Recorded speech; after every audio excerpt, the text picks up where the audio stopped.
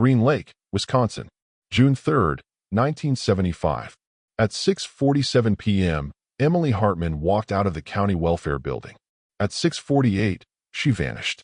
Her car was found the next morning, parked by the public dock like she meant to come back. Driver's door open, purse untouched, wallet inside, keys gone. No blood, no footprints, no struggle, just silence. The kind that sticks. The kind that never explains itself. The sheriff would later call it a quiet night.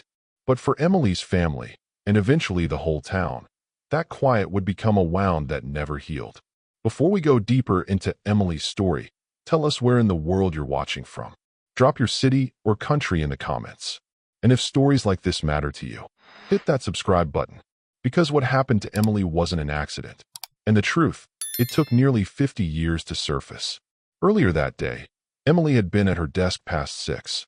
She often stayed late, working through stacks of handwritten reports, court notifications, and thin manila files marked in red ink. Placement review pending.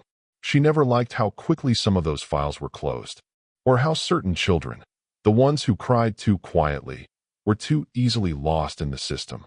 Her colleagues knew her as warm but relentless. She remembered birthdays, packed peanut butter sandwiches for court days, and kept a box of hair ties in her drawer for the little girls who came in scared and uncombed. She never raised her voice, but she knew when to use it. That week, she'd grown more guarded. Deputy Linda Spears, who worked in the same building, would later tell detectives. She had this file, didn't talk about it much. But I caught her once, standing by the copier, staring at it like it was something radioactive. It wasn't the first time Emily had found something buried deep in the bureaucracy. But this time, she didn't make a fuss. She just made a note on her calendar. Meeting, DA's office, June 4th, 9 a.m. That meeting never happened. The dock was roped off by mid-morning. Local law enforcement took photos, made measurements, dusted for prints. Nothing turned up. Her shoes were still in the car. There were no signs of water entry. Divers searched anyway, but the lake gave nothing back. Her office hadn't been disturbed. Her desk lamp still on. A coffee mug half full. A file, red tab, no label, was missing from her drawer. It wasn't long before the questions turned to theories. Had she run off? Unlikely.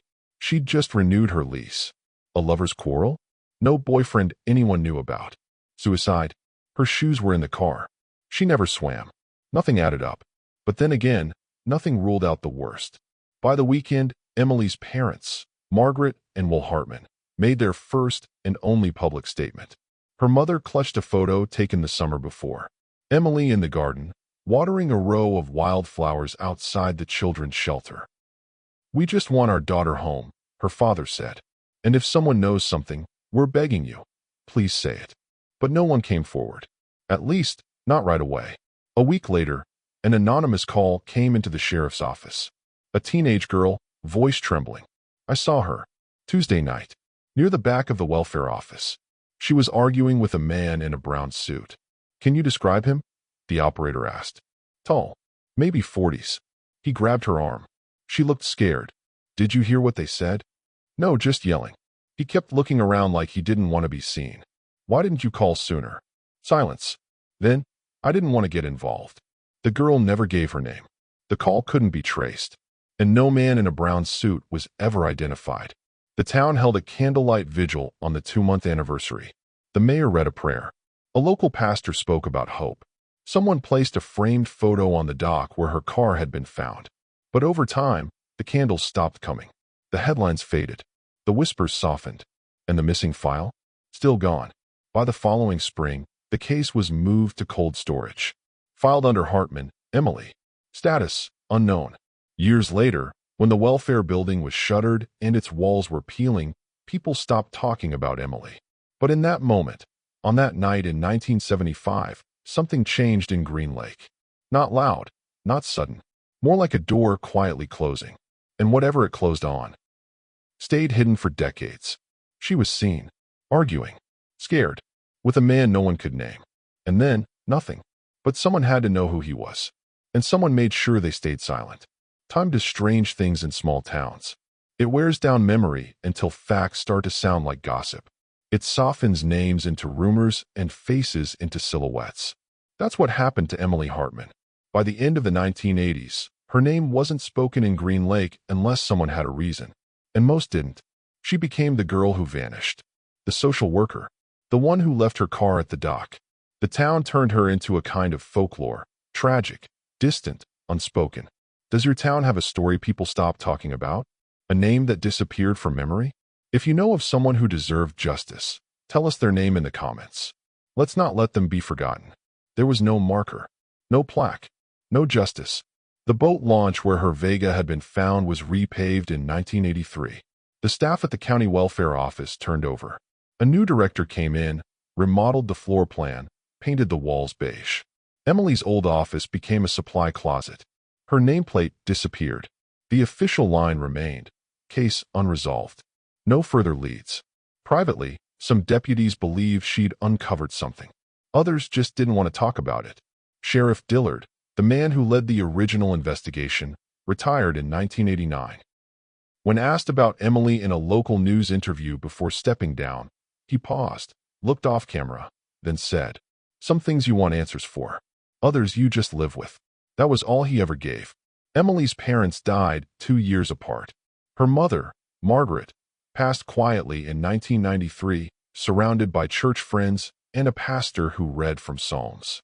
Her father, Will, followed in 95, found slumped in his recliner, the television still on, a cup of cold coffee resting in his hand. They never held a funeral for Emily. Margaret used to say, "We'll mourn her when we have something to bury." They never did. By the early 2000s, Green Lake was a different place. The lumberyard closed. A chain grocery store took over the old co-op. Younger families moved in, drawn by the quiet and the lakeside charm. Most had never heard of Emily Hartman.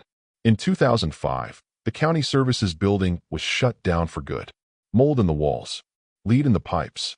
The staff moved across town to a newer space with brighter lights and tighter locks. No one took much from the old building. Cabinets were left locked. Desks still had paperwork inside. It was cheaper that way. But beneath the surface, whispers never fully stopped.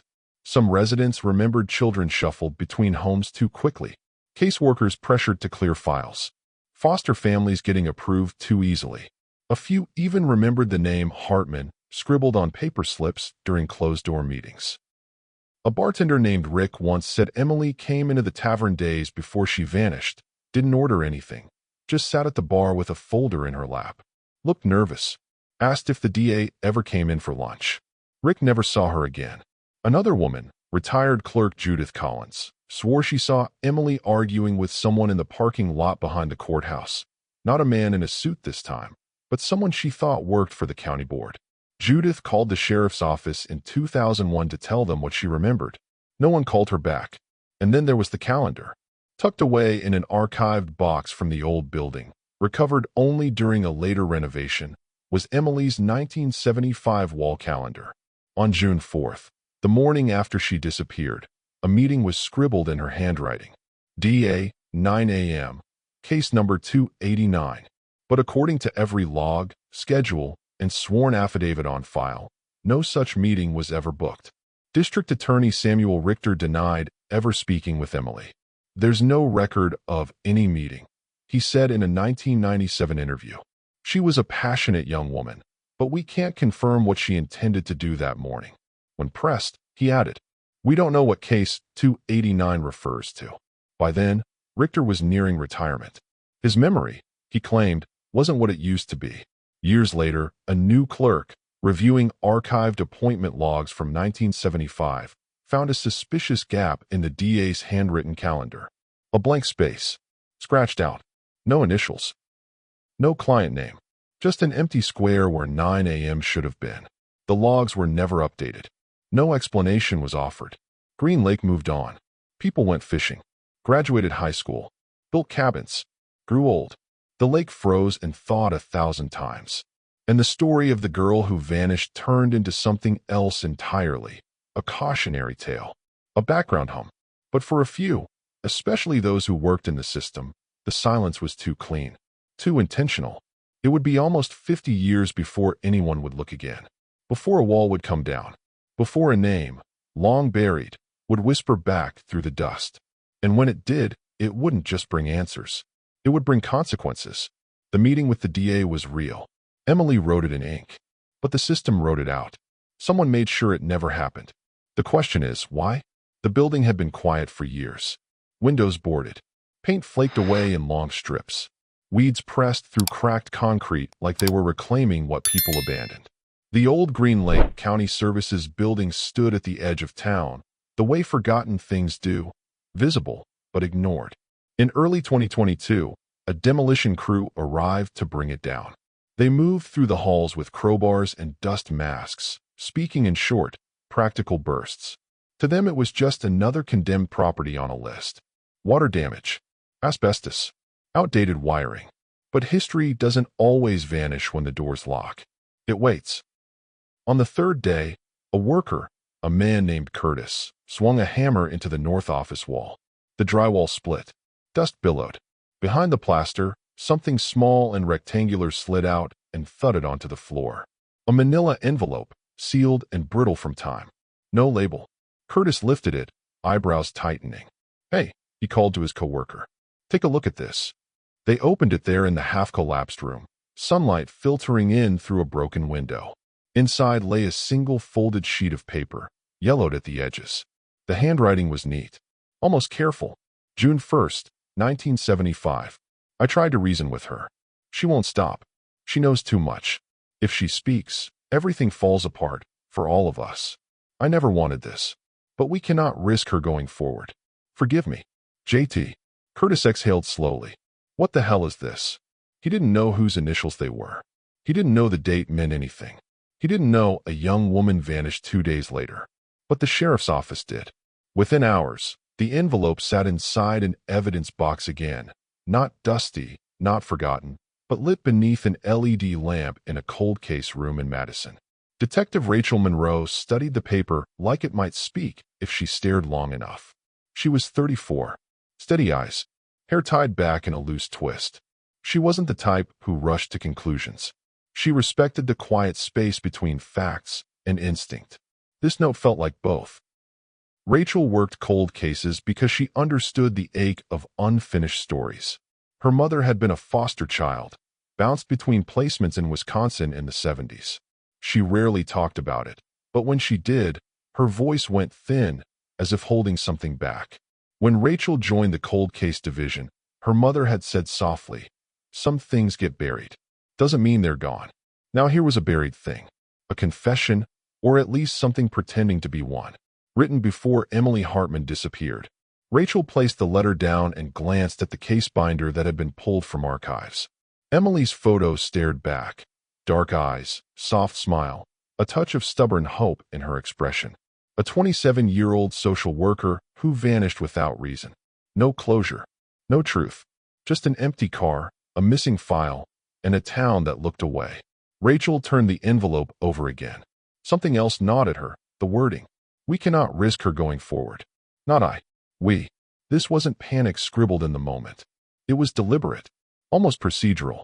Someone had time to think about what they were doing. She pressed her palm against the wood table, grounding herself.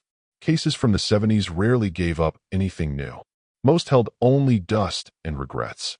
But this was a thread. And threads could lead somewhere. By afternoon, she was in her car, heading north toward Green Lake. Spring sunlight flickered through trees along Highway 151, casting moving shadows across the windshield. She listened to the hum of the engine more than the radio. Old habit, thinking space. Her phone buzzed. A text from her partner, Daniel. You good? First day digging into this. She typed back. Just following something long overdue. We'll call tonight. Another message popped through almost instantly. Don't carry it alone. She didn't answer. Not because she disagreed, but because some cases settle on you before you realize you're holding them. The county building looked even smaller in person. She stood outside for a moment, hands in her pockets, watching debris being hauled into a dumpster. A place where hundreds of families once pleaded for help now lay half collapsed. A demolition worker nodded at her. You the one coming to look at the note? Rachel lifted her badge.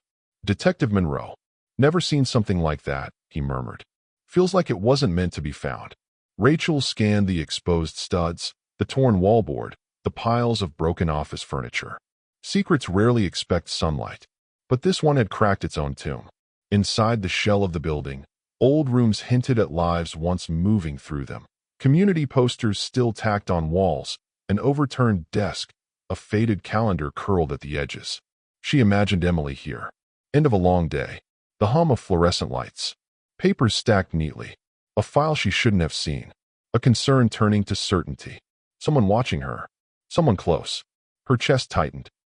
She stepped back into daylight and breathed. That evening, back in Madison, she pulled Emily's last week of case notes. Many were routine. Welfare checks. Placement verifications. But one entry stood out, scribbled quickly, different handwriting pressure.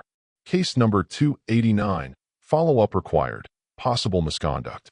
No description, no supporting form, no record of what the allegation was. And the day before Emily vanished, she'd left herself a reminder. Prepare packet for DA, 6/4. Rachel leaned back, the room settling into silence around her. Emily wasn't just going to report something. She had evidence. Enough to request a direct meeting with the district attorney. But she never made it to that meeting. And now here was a letter claiming she knew too much and must be stopped. Not for one person's sake, but for more. A chain. One wrong file. One determined woman. One secret too dangerous to name. Rachel lifted Emily's photo from the file and whispered, barely audible. I'm here now. We finished this. Hidden behind a wall for nearly 50 years. A warning. A confession. A plural threat. And one truth forming like a shadow at the edge of Rachel's thoughts. Whatever took Emily wasn't done burying things. Some stories weren't forgotten by accident. The record's vault smelled of rust and damp cardboard. Most investigators avoided it unless absolutely necessary. An underlit basement archive beneath the sheriff's department where decades of forgotten paper sagged in warped boxes and dust-blown shelves. Rachel Monroe was there before sunrise. She moved quietly, scanning faded drawer labels, tugging at drawers that stuck from decades of neglect. It was the kind of place that felt frozen in time, untouched since the late 70s. That made it useful. She wasn't looking for anything specific. That was the trick with cold cases. You had to look for what wasn't being looked at. Her fingers paused on a file drawer labeled Social Services, Closed Files, 1974 to 1976. She pulled. It jammed halfway, metal grinding. She forced it open. Inside, file folders, brittle and off-color, most tagged with black marker and case numbers. Near the back, partially tucked behind another folder, was a slim, red-tabbed file with a handwritten note across the top. Case number 289, confidential, review pending. Rachel stilled. She brought it out slowly, like it might disintegrate in her hands. Inside, a handwritten intake summary, a placement approval sheet, a typed complaint form, and a name. Repeated. Jimmy. The report had been written by Emily Hartman on May 15, 1975. It described a 9-year-old girl placed into a foster home in Green Lake. The child's name was redacted, but the summary noted late-night crying, unexplained injuries, and a repeated phrase. Uncle Jimmy comes in when the lights are off. Emily had marked the file for emergency review. Her comments were firm, but measured. Child appears fearful and withdrawn. Placement should be classified as high risk pending further investigation. Beneath that, in red pen, were the initials. JT. Rachel flipped to the final document. A form Emily had partially filled in, requesting the removal of the child from the foster home and escalation to the DA's office. It was dated June 2, 1975, one day before Emily disappeared. But the form had never been filed. It had been left here, buried. Rachel sat at the long metal table in the basement, the file open in front of her. She took out her notepad and wrote 2 names. Emily Hartman. JT. She opened a separate archive, a personnel roster from 1975. County Services employees. 39 names. Only one with matching initials. James Thorne, Child Services Assistant. Rachel underlined it twice. A background check confirmed what she already suspected. Thorne had resigned suddenly in mid-June 1975, just 10 days after Emily's disappearance. No exit interview. No forwarding address. No record of further employment with the state. He disappeared almost as completely as she had. Rachel leaned back in her chair. The letter behind the wall. The note signed JT. The confidential file on a girl who cried when the lights were off. The missing escalation form. A resignation no one ever questioned. She thought about Emily. Packing that folder in her briefcase, locking the office, maybe glancing back at her desk before walking into the warm June air. Someone had been waiting. Later that day, Rachel returned to her office in Madison and pulled Emily's full caseload from May, June 1975. Most files were routine: food stamp interviews, parent reunification meetings, monthly home visits. Only case number 289 was marked confidential. Only that one carried a recommendation for escalation. She scanned the foster parent's name. The address was in nearby Ripon, a name Rachel didn't recognize. But a quick database search turned up a connection. The foster father had been Robert Kessler, a campaign donor and longtime friend of the Green Lake County Board president. The foster license was approved in just 3 days. The background check form had no signatures. Rachel exhaled slowly. The pattern was forming, not in bold lines, but in the negative space. What was missing said more than what remained. She ran a full search on James Thorne. No public address. No Social Security activity after 1982. But a handful of archived state HR files hinted at something odd: a name change request filed out of state. Rachel followed it to a clerical note. James Thorne, see alias request, Minnesota. Denied due to incomplete forms. That was the thread. She kept pulling. By nightfall, she had a partial match. A man named Daniel Fry, age 74, living outside Duluth. Similar date of birth. Partial employment overlap. The change of name denied, but he'd used it anyway, on lease agreements, on mail. It slipped under the radar because no one had been looking. No one except her. Rachel printed out the driver's license photo. Gray hair, round glasses, slight paunch. The years had softened him. But something in the eyes matched an old staff ID photo from the Green Lake County Services building, taken in 1974. It was him. James Thorne. JT. She closed the folder, then stood quietly, staring out the window at the city lights below. Somewhere in Duluth, a man who'd vanished behind a new name was going about his life. But he hadn't buried everything. Emily's report, the one meant for the DA, never made it out of that office. But it had made it far enough to scare someone. And now, nearly 5 decades later, it had found the right hands. A child cried for help. A social worker listened. And someone erased both of them. But one file remained. Hidden, silent, and waiting to be found. And now, JT wasn't just initials. He was real, and still alive. The file on James Thorne ended abruptly. No forwarding address. No resignation letter. Just a final payroll stub issued on June 12, 1975. After that, nothing. His Social Security number registered no employment, no tax filings, no mortgage records. By 1982, even that number fell dormant. Should people who vanish after wrongdoing be allowed to rebuild quietly under a new name? Or should the truth always find them, even 50 years later? Tell us where you stand. It was as if he'd vanished. Rachel Monroe sat in the cold case archive, the manila folder open in front of her. A photo of Thorne in 1974. Tight tie, hollow cheeks, slick hair, stared back. His personnel file described him as punctual, reserved, efficient. Not well-liked. Not disliked. Just there. He had no disciplinary history. No commendations. No documented complaints. But he'd been the last to initial case number 289. The same file Emily flagged as high risk. The one she tried to elevate the night she disappeared. And then he disappeared too. Rachel called every contact listed in the 1975 Green Lake County Staff Directory. Most had retired. Some had passed. One name stood out. Thomas Ellsworth, former maintenance janitor. He was 81 now, living in a care home in Oshkosh. She drove there the next morning. Thomas remembered the building in detail, where the pipes clanged in winter, which doors stuck, who smoked in their office even when they weren't supposed to. And he remembered James Thorne.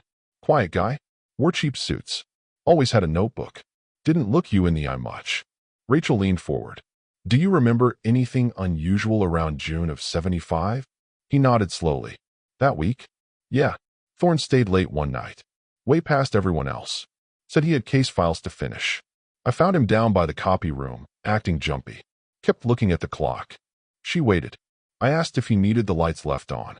He said no, he'd lock up. But I saw her car still outside when I left. Emily's. Pale blue Chevy. Are you sure? Everyone knew that car. Rachel's chest tightened. Next morning, he said quietly, I heard she never came home. Told my supervisor what I saw. He said not to mention it. That they were handling it internally. She stared at him. And you believe that? Thomas shrugged. Back then, if you weren't in charge, you didn't ask. You just kept your job.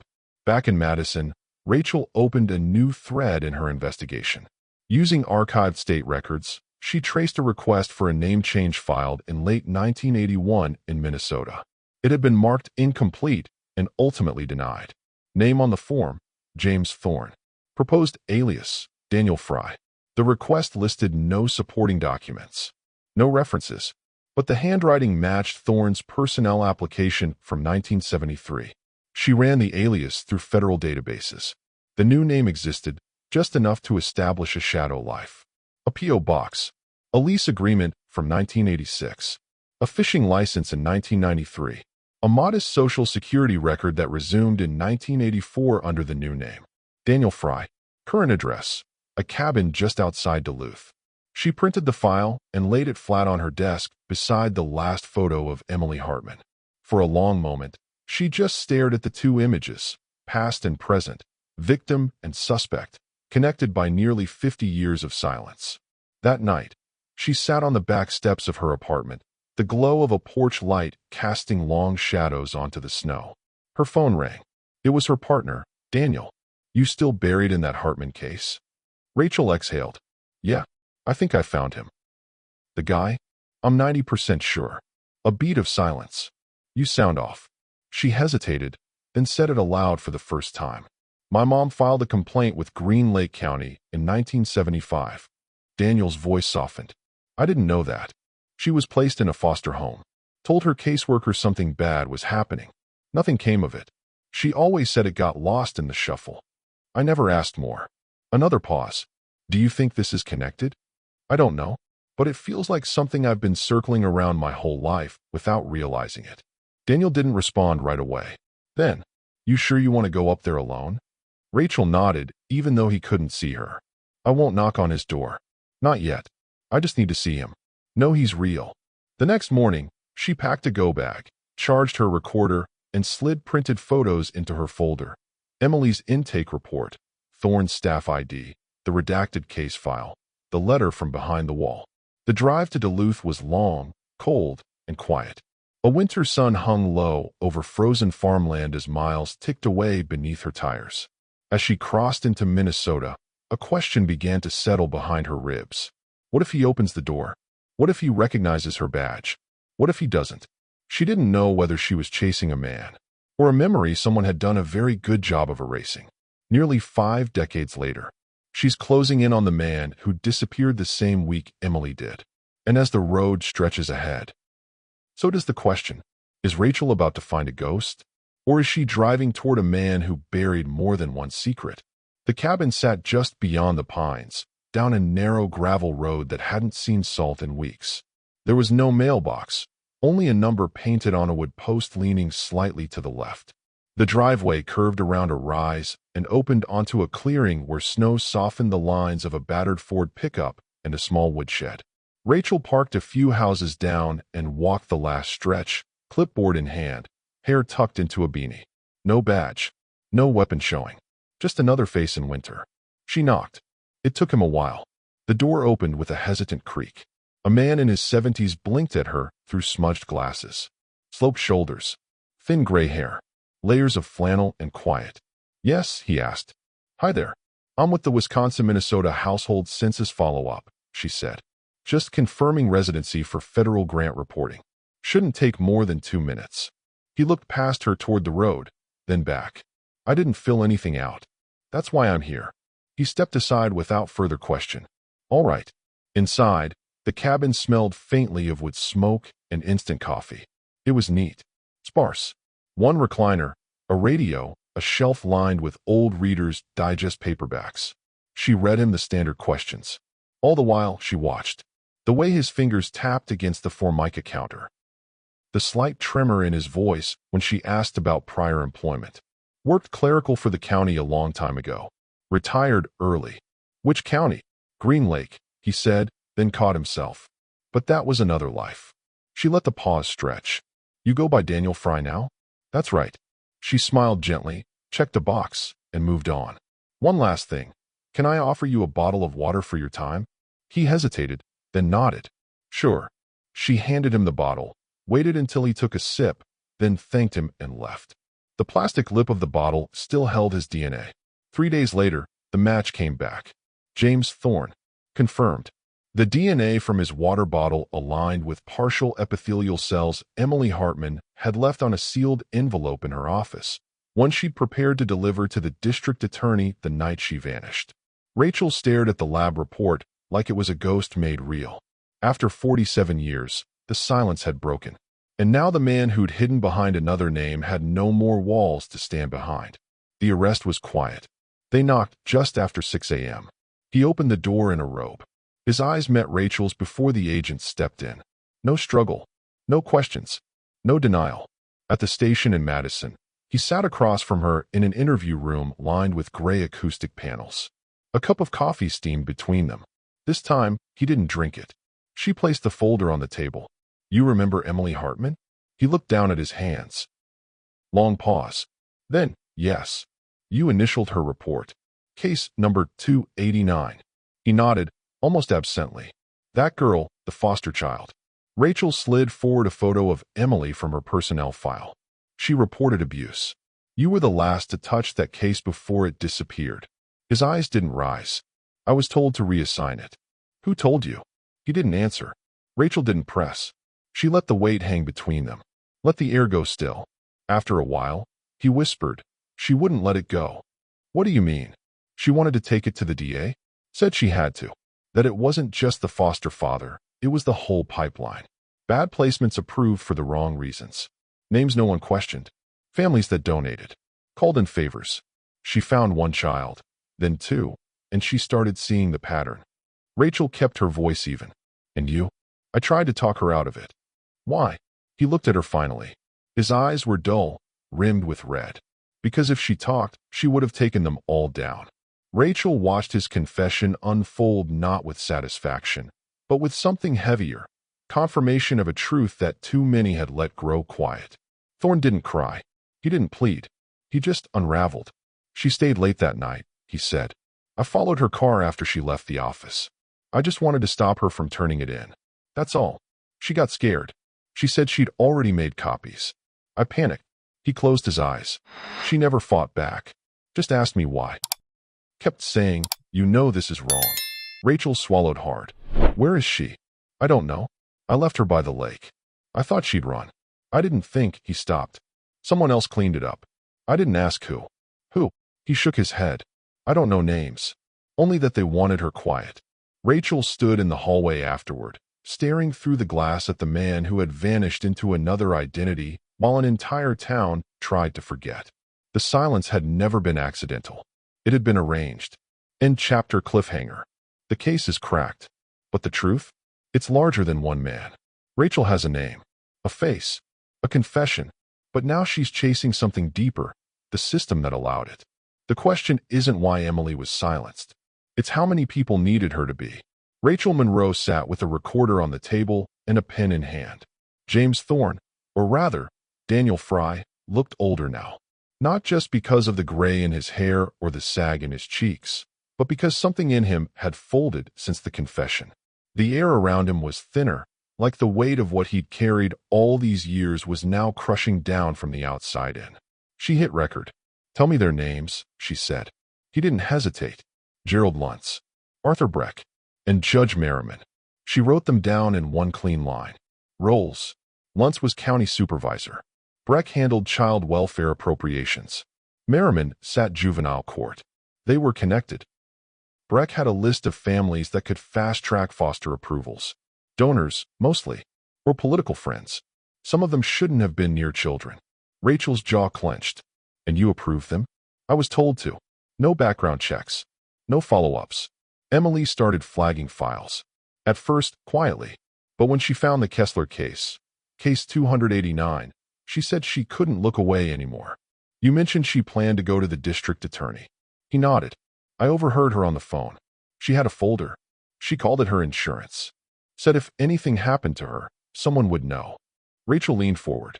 Where is it? I never saw it again. That afternoon, Rachel sat in a closed-door meeting with the state's cold case prosecutor and the current Green Lake district attorney. Files spread across the table. Photos, statements, historical appointments. Thorne's taped confession played back in clipped, emotionless tones. When the tape clicked off, silence followed. The prosecutor, a careful woman with decades behind her, folded her arms. Judge Merriman died in 1992. Luntz retired in 1986 and moved to Arizona. Breck's in his 90s now, hospice-bound and legally incapacitated. Rachel tapped the folder. Emily Hartman died trying to stop them. That's not nothing. We can confirm Thorne's account, but without surviving corroboration or physical evidence, there's no case to try. Rachel's voice dropped. They used public positions to traffic children into abusive homes. Emily had documentation. She just never made it to her meeting. The DA looked up from his notes. And we can't prove that she didn't lose that file herself. That she didn't imagine the pattern. Rachel froze. You think she made it up? No, but others will. Back in her office, Rachel flipped through the notes Emily had scribbled in the margins of old case folders. Arrows pointing to names. Dates cross-referenced. One phrase circled 3 times. Repetitive placement approval, same donors. No inspection. She pulled up archived campaign finance reports from 1973 to 1975. The Kesslers, the Bartons, the Holloways. All foster homes flagged in later allegations. All listed as donors. Not thousands of dollars. But enough. Enough to matter in a small county race. Rachel ran her hand through her hair. The wall was no longer evidence. It was a memorial. The truth had come out, but the people it implicated were gone or untouchable. It felt like shouting into a canyon. The echoes were real, but they didn't change anything. She called the prosecutor one last time. If I go public, you risk defamation suits. The agencies will deny everything. It's your badge on the line. She hung up without replying. That night, Rachel stood at the edge of Green Lake. The wind was sharp. Winter had started to grip the shoreline again, the ice forming shallow veins along the rocks. She held the printed list of names in her glove. The 3 men Thorne named. The families tied to those names. The redacted files. The missing folder. And Emily's calendar note. DA, 9 a.m. All threads of a web that had remained invisible for nearly 5 decades. She wondered if Emily had known how alone she really was. The next morning, she prepared a case summary for the department. The charges against James Thorne would hold. A plea deal was off the table. His confession, clear and deliberate, would lead to a conviction. But Rachel couldn't shake the thought that it wasn't just him. He hadn't acted alone. He was just the only one still breathing. She drafted a report for internal review. She attached photos, timeline reconstructions, confession transcripts, and at the bottom, she typed a single question. If Emily had lived, would they have listened to her or buried her deeper? She didn't need an answer. Not really, because the silence had already told her everything. The names are on record. But justice won't come for them. They retired, died, were celebrated, and the system that allowed it, still standing. The truth may finally be visible, but it's years too late to matter for the one person who gave everything to uncover it. Unless Rachel does what Emily never got to do. By the time jury selection began, the courthouse in Green Lake looked like a film set. Camera crews lined the sidewalk. Reporters spilled into town like a second winter, microphones drawn, headlines ready. Most had never heard Emily Hartman's name before the indictment. Now, her face appeared in black and white on front pages, paired with words like justice, finally, and exposed. Locals who had long tucked the memory away now stood in clusters outside the courthouse, watching something they never thought they'd see, a reckoning. Inside, the courtroom held the stillness of something sacred and long overdue. Rachel Monroe sat near the back. She wasn't testifying. Her work was done, but she couldn't not be there. James Thorne sat at the defense table, aged and unmoving, eyes fixed on the floor. The man who had once slipped out the back door of his life was now the center of it all. The prosecutor opened with a photograph. Emily Hartman, June 1975. Smiling, bright-eyed, unaware that she'd already uncovered something too big for the world around her to hold. She was trying to protect a child, the prosecutor said. And for that, she vanished. Witness after witness took the stand. Retired employees. A former county clerk. A maintenance worker who remembered a pale blue car in the lot long after closing time. Small pieces. Threads. Gaps finally filled. But it was the fifth day that changed everything. A woman entered the courtroom quietly. Late 50s. Small frame. Hair pulled back. She walked to the witness stand without notes. Without hesitation. Her name was Laura Jensen. The courtroom hushed. "I was case 289, she said. A ripple moved through the gallery. Laura's voice was steady, but not emotionless. Each word was deliberate. "I was 9 when I met Emily. I didn't talk to many people back then, but she sat with me. She listened. She didn't treat me like I was broken." She paused, glanced toward Thorne. She said she was going to make it stop, that no one else had to know everything, just enough to move me. She said she'd take care of it. Her hands tightened slightly in her lap. The night before she disappeared, she told me, "This time, they're going to hear me." She looked directly at the jury. "I think she died trying to protect me." Silence fell. Not courtroom silence, real silence. The kind that sinks into your chest and stays there. Rachel swallowed hard. She had reviewed the file. She had memorized the notes. But hearing it, watching Laura, grown now, strong, it changed the air in the room. Outside, reporters tapped furiously on phones. Inside, no one moved. The defense tried to undermine the timeline. Thorne's lawyer pointed out the lack of forensic evidence, questioned the clarity of 40-year-old memories. But the jury didn't flinch. They had heard enough. The envelope, the DNA, the confession, the silence that followed it for almost 5 decades. Verdict day arrived under low gray skies. The courthouse was packed. People who hadn't stepped foot inside since the Reagan administration now sat shoulder to shoulder, waiting. The foreman stood. "On the charge of second-degree murder in the case of Emily Hartman, we find the defendant, James Thorne, guilty." A sound escaped from somewhere in the gallery. A sharp inhale. A whispered yes. Rachel didn't turn to look. She just closed her eyes for a moment. The sentence was immediate. Life in prison, without parole. For Emily. For case 289. For the silence that someone finally broke. But outside, in the press conference, when reporters asked about the other names, Merriman, Luntz, Breck, the answer was the same. The judge is deceased. The supervisors retired decades ago. There is no surviving physical evidence. No charges filed. No further investigations opened. The system that enabled the silence had already folded into the past. Its paper trail lost. Its players faded behind time. Later, Rachel walked along the dock where Emily's car had been found all those years ago. The water was still. Ice rimmed the edges of the wood. She looked down at her reflection, then back up at the horizon. It didn't feel like closure, but it felt like something. A door that had remained shut for decades had opened, if only slightly. Just enough for light to come through. In the days that followed, Green Lake's courthouse received dozens of handwritten letters. Some were from women who had once lived in foster homes nearby. Some were from former social workers. Others were anonymous. But most ended the same way. She mattered. Even if it took this long, she mattered. Justice came, but only for one man. The rest? Gone. Uncharged. Unspoken. But a voice that was once silenced has now echoed across generations. And someone, finally, listened. The lake was calm again. A fresh coat of paint lined the dock. A small bronze plaque was anchored at the edge, facing the water. It read, "In memory of Emily Hartman. 1975, never forgotten." She listened. She acted. She mattered. Rachel stood there alone in the early morning light, the air still cool from dawn, her hands tucked into her coat pockets. It had been 6 weeks since the verdict. Green Lake had changed, not loudly, not publicly, but you could feel it. People spoke her name now. Murals had been painted in the windows of the county building before it was finally demolished. A playground near the elementary school had been renamed. And on a quiet Saturday in early spring, hundreds gathered for the first Emily Hartman Day. a 5K memorial run that doubled as a fundraiser for children's advocacy centers. Rachel ran it, not because she trained for it, not because she needed the exercise. She ran it because for the first time in decades, people were moving forward in Emily's name, not away from it.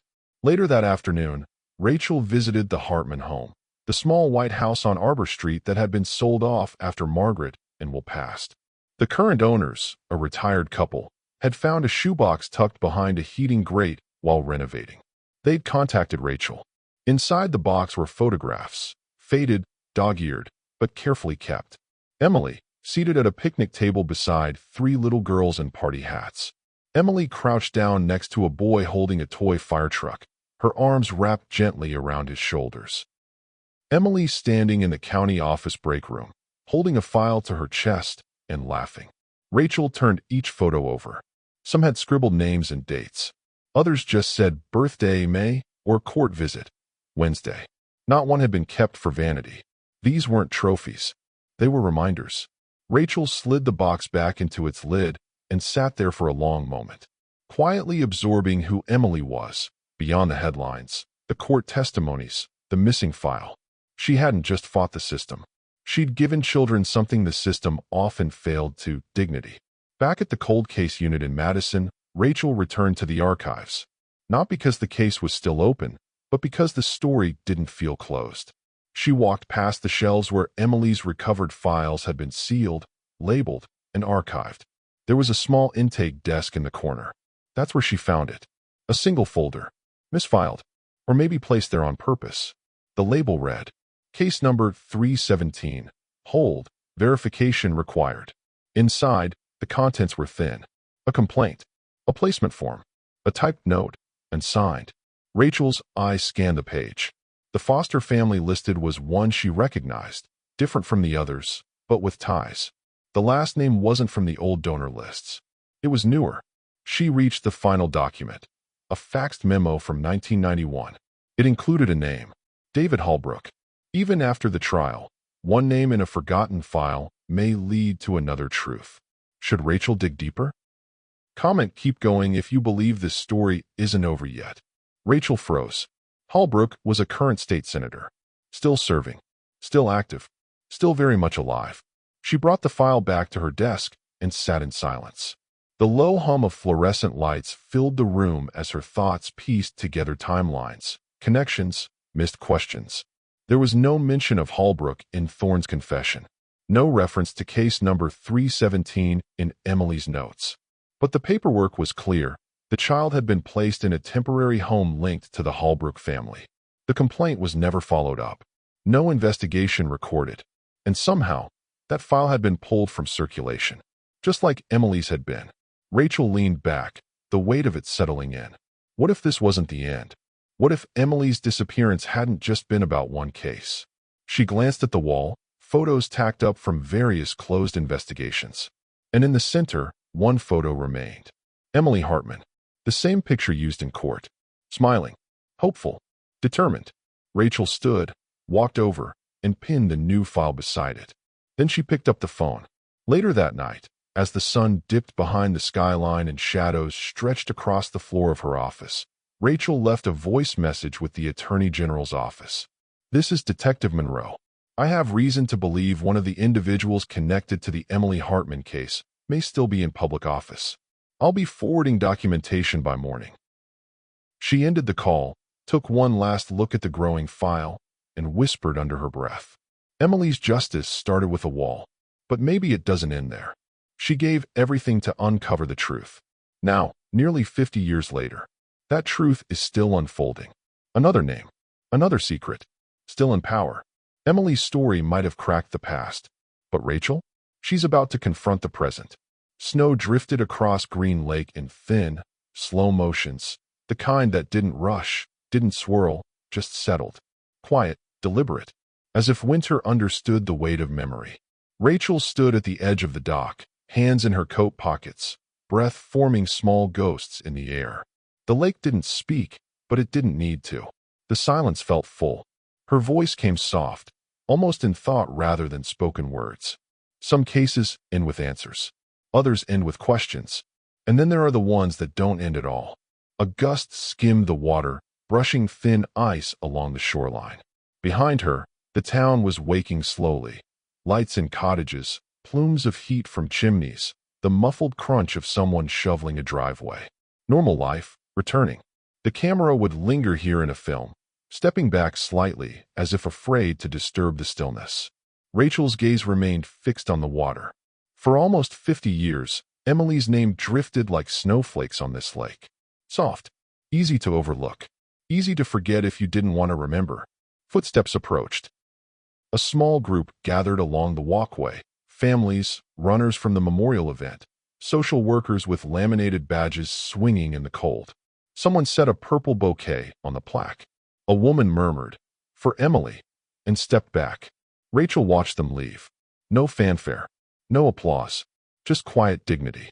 The kind Emily herself once offered children who didn't yet know how to ask for help. Later, in the cold case office, Rachel sat alone. Desk lamp on. The world outside dipped toward dusk. On her computer screen, her cursor hovered over a blank report note. She wasn't writing a case file. She was writing something else, a reflection, but also a reminder. A line for someone who'd once tried to be heard. She wasn't just a case. She was a lighthouse. She paused. Let that sit. A lighthouse doesn't save ships by force. It doesn't shout. It just stands where it's needed, shining, even when no one looks directly at it. Emily had been that. A soft ping interrupted the silence, a news alert on her screen. She clicked, almost absent-mindedly. A headline filled the monitor. State Senator David Holbrook announces sudden resignation. No statement provided. Rachel didn't move at first. Then she leaned forward slightly, eyes narrowing on the short paragraph beneath it. The resignation was effective immediately. No press conference. No interview scheduled. Just a single sentence from his office. Senator Holbrook has chosen to step down for personal reasons. No elaboration. No explanation. Rachel sat back. Not triumphant. Not surprised. Just aware. Sometimes justice wasn't a hammer. Sometimes it was a shadow shifting quietly in the opposite direction. She closed the tab and exhaled through her nose, steady. There would be no parade for that one. No headlines calling it what it was. But it happened, and she knew why. Emily would have known too. Evening rolled in, soft and slow. Rachel turned off the lamp and walked toward the hallway, her coat over her arm. At the doorway she paused, looking back at the board on the wall. Emily's photograph sat at the center, surrounded by documents now resolved. A thread of red string remained, the last one, connecting Emily's portrait to a blank space waiting beside it. Rachel didn't remove it. She simply whispered, "We're not finished." Then she turned off the light. Darkness settled, but not an empty one, more like a curtain closing after a first act. Snow falling, water still, the plaque glinting under a single street lamp. Rachel's voice, calm, steady, almost like someone reading truth aloud for the first time, without anger, without bitterness, just certainty. For every Emily remembered, there are others we haven't met yet. Cases tucked away, voices dimmed but not gone. This story wasn't just about what happened in 1975. It's about what still happens when courage meets silence, and silence thinks it's already won. Emily's justice started with a wall, but maybe it doesn't end there. If you believe the forgotten deserve justice, hit that subscribe button now, because we're not done.